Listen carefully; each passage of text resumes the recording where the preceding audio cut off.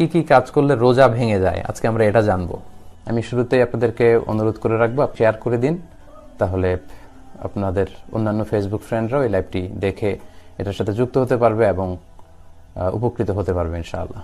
সিয়াম বা আসসাওম, এটা সংজ্ঞা হচ্ছে আসসাওমু হুয়াল ইমসাক আনিল আকলি ওয়াশ শুরবি ওয়াল জিমাই মিন তুলুইল ফাজরি ইলা গুরুবিশ শামসি মা'আন নিয়্যাহ, অর্থাৎ খাওয়া অথবা কোনো কিছু পান করা কিংবা স্ত্রী সম্ভোগ করা, এই তিনটা কাজ থেকে বিরত থাকা। কখন থেকে? তুলুউল ফাজর ইলা গুরুবিশ শামস, ফজর থেকে শুরু করে সানসেট পর্যন্ত। এই লং পিরিয়ড অফ টাইমে কোনো ধরনের পানাহার করা যাবে না, স্ত্রীর সাথে ইন্টিমেসিতে যাওয়া যাবে না। নিয়ত সহকারে এই যে আপনি রিচুয়ালসটা পালন করলেন, এই যে বিধানটা আপনি পালন করলেন, এটার নাম হচ্ছে সওম। তো সওম বা সিয়ামের এই সংজ্ঞা থেকেই, এই ডেফিনেশন থেকেই কিন্তু আমরা বুঝতে পারছি যে আমরা যদি কেউ খাই তাহলে রোজা ভেঙে যাবে, পান করলে রোজা ভেঙে যাবে, স্ত্রী সম্ভোগ করলে রোজা ভেঙে যাবে।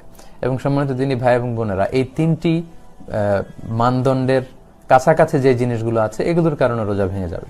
সরাসরি খাওয়া কিংবা ইনডাইরেক্টলি খাওয়া, এতে রোজা ভেঙে যাবে। ডিরেক্টলি আপনি স্ত্রীর সাথে ফিজিক্যাল ইন্টিমেসিতে যাওয়া অথবা যে কোনোভাবে আপনার শাহওয়াতকে পূর্ণ করা, এটার মধ্যে দিয়ে যদি আপনার সিমেন আউট হয় তাহলে কিন্তু আপনার রোজা ভেঙে যাবে। তাহলে সংজ্ঞার আলোকে আসুন আমরা জেনে নিই যে কি কি কাজ করলে আমাদের রোজা ভঙ্গ হয়ে যাবে। এক নাম্বার হচ্ছে ইচ্ছাকৃত যদি কেউ খেয়ে ফেলে, রমাদান ইচ্ছাকৃত খাবার খেলে রোজা ভেঙে যায়। দুই নাম্বার হচ্ছে ড্রিঙ্কিং ইনটেনশনালি, ইচ্ছাকৃত যদি কেউ ড্রিঙ্কস করে, পান করে, কোনো শরবত খেয়ে ফেলে, পানি খেয়ে ফেলে, জুস খেয়ে ফেলে, রোজা ভেঙে যাবে।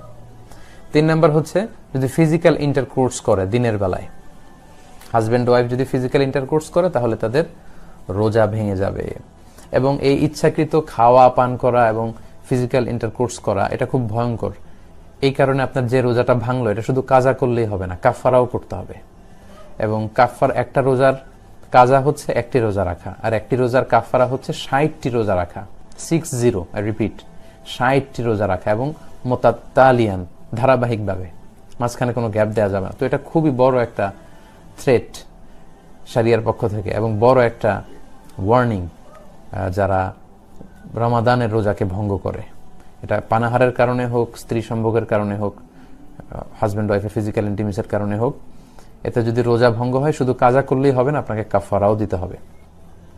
এবং হানাফি এবং মালিকি মাযহাবে এই কাফারা ওয়াজিব হয় দুটি কারণে, পানাহার এবং স্ত্রী সম্ভোগ। অর্থাৎ আপনি যদি দিনের বেলা ইচ্ছা করে খেয়ে ফেলেন কিংবা ফিজিক্যাল ইন্টিমেসিতে যান স্ত্রীর সাথে, তাহলে আপনার কাজাও লাগবে, কাফারাও লাগবে।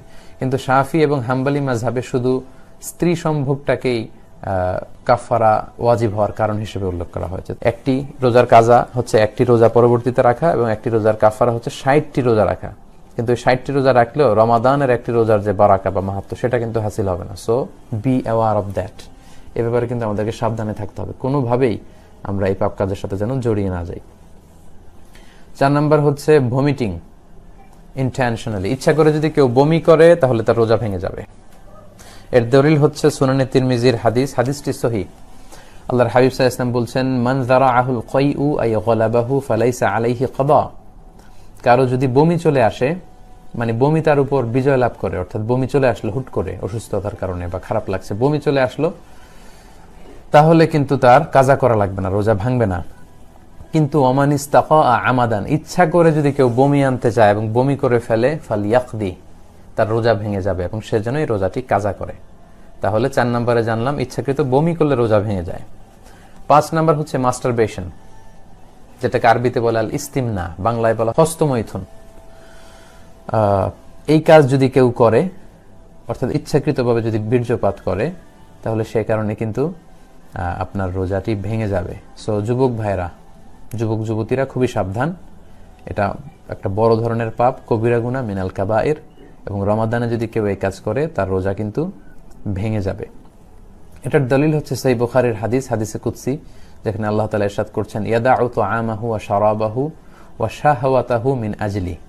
রোজাদার রমজান মাসে আমি আল্লাহর সন্তুষ্টির জন্য খাবারকে বর্জন করে, পান করাকে বর্জন করে এবং তার শাহওয়াতকে বর্জন করে, তার যে ডিজায়ার, তার যে যৌন তাড়না, এটাকে সে অবদমিত করে রাখে, কন্ট্রোল করে রাখে। সো আপনি যদি ইস্তেমনা করেন, অর্থাৎ মাস্টারবেশন করেন, তার মানে এর মাধ্যমে আপনি আপনার শাহওয়াতকে, আপনার খায়েশকে আপনি পূরণ করলেন। সিমেন আউট করার মধ্য দিয়ে আপনি কিন্তু আপনার এই শাহওয়াতকে অর্জন করে ফেললেন, ফলে এই যে সিয়ামের একটা পার্ট হচ্ছে শাহওয়াতকে বর্জন করা, সেটা হয়নি, ফলে এ কারণে আপনার রোজা ভেঙে যাবে। সো খুব সাবধান।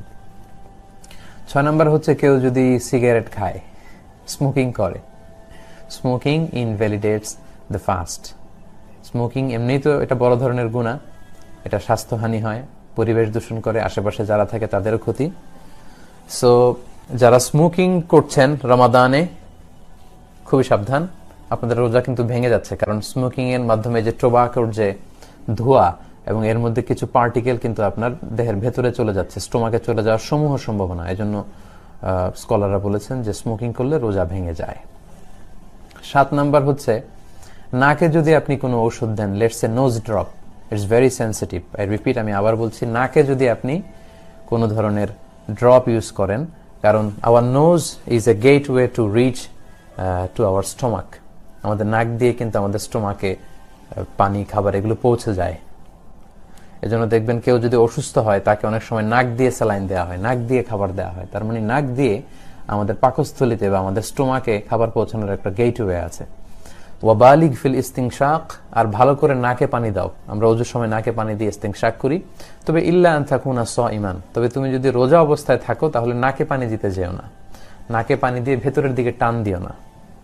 কারণ রোজা অবস্থায় নাকে পানি দিয়ে ভেতরের দিকে টান দিলে এটা আপনার খাদ্যনালী দিয়ে স্টোমাকে, আপনার পাকস্থলীতে পৌঁছে যাওয়ার সমূহ সম্ভাবনা, এতে রোজা ভেঙে যাবে। তাই নাকের ড্রপ যদি আপনি ইউজ করেন আপনার রোজা ভেঙে যাবে। তাহলে সম্মানিত শুধু আমরা এই পয়েন্টটাও ভালো করে আশা করি বুঝতে পারলাম যে আমরা কি কি কাজ করলে আমাদের সিয়াম ভঙ্গ হয়ে যায়। সো এই নোজ ড্রপে কিন্তু আপনার রোজা ভেঙে যাবে, এটা ভেরি সেন্সিটিভ, সাধারণত usually it goes in. So এই জন্য স্কলারদের ভিউ হচ্ছে যে আপনি নাকের ড্রপ যদি ইউজ করেন, এটার স্বাদ গলায় চলে যাবে এবং স্টোমাকে চলে যাওয়ার সম্ভাবনা। সো এটাতে রোজা ভেঙে যাবে। তাই আমরা সাজেস্ট করি আপনি রাত্রিবেলায় নাকের ড্রপ ইউজ করবেন। নাক দিয়ে কোনো ওষুধ ইউজ করলে কিন্তু আপনার রোজা ভেঙে যাবে। এটার দলিল হচ্ছে সুনানে তিরমিজির হাদিস। আল্লাহ রাসূল সাল্লাল্লাহু আলাইহি ওয়াসাল্লাম এক সাহাবীকে বলেছিলেন যে আসবিগিল wudu, তুমি অজুকে পরিপূর্ণভাবে আদায় করো, ওয়া খাল্লিল বাইনাল আসাবি', আর অজুর সময় আঙ্গুলগুলো সুন্দর করে খিলাইল করে করে পানি পৌঁছে দাও, ওয়া বালিগ ফিল ইস্তিংশাক, আর ভালো করে নাকে পানি দাও। আমরা অজুর সময় নাকে পানি দিয়ে ইস্তিংশাক করি। তবে ইল্লা আন তাকুনা সাইমান, তবে তুমি যদি রোজা অবস্থায় থাকো তাহলে নাকে পানি দিতে যেও না, নাকে পানি দিয়ে ভেতরের দিকে টান দিও না। কারণ রোজা অবস্থায় নাকে পানি দিয়ে ভেতরের দিকে টান দিলে এটা আপনার খাদ্যনালী দিয়ে স্টোমাকে, আপনার পাকস্থলীতে পৌঁছে যাওয়ার সমূহ সম্ভাবনা, এতে রোজা ভেঙে যাবে। তাই নাকের ড্রপ যদি আপনি ইউজ করেন আপনার রোজা ভেঙে যাবে। তাহলে সম্মানিত শুধু আমরা এই পয়েন্টটাও ভালো করে আশা করি বুঝতে পারলাম যে আমরা কি কি কাজ করলে আমাদের সিয়াম ভঙ্গ হয়ে যায়। তো ভিডিওটি শেয়ার করে দিয়ে সবাইকে শোনার সুযোগ করে দিন। এ ধরনের ইসলামিক ভিডিও পেতে আমাদের পেজকে ফলো